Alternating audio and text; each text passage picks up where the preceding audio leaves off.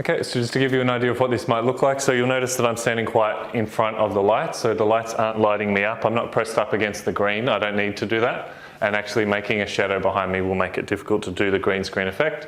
So I'm standing quite well in front of the lights. Ideally you can't even see them, so they're facing behind you.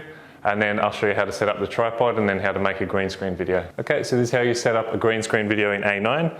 You basically want the lights pointing away from you, so I'll be standing here on around about this red square on the carpet. And the lights are just to light up the green behind me. Now they're construction lights, so they're very bright, so try not to stare too much into them. They are actually spotlights, so that's their purpose, to spotlight something.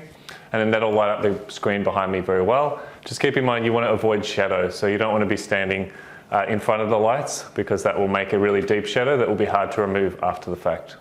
Okay, so this is what the green screen looks like up close. If I hop out of the way, you can see there's actually a crease in the green screen and there's a couple of stains on it and discolorations on the fabric. That doesn't matter because we're going to remove that effect anyway, and the lighting makes the green very standard and all consistent across one color. If you imagine using the eyedropper tool in Photoshop or similar, what you're going to be doing is selecting this color of green and removing it. The reason we use green or blue is because green and blue don't happen very often in nature, so the need to work around it is pretty small. Unless you're wearing a piece of fabric or clothing exactly the same color as this, it won't affect the green screen effect.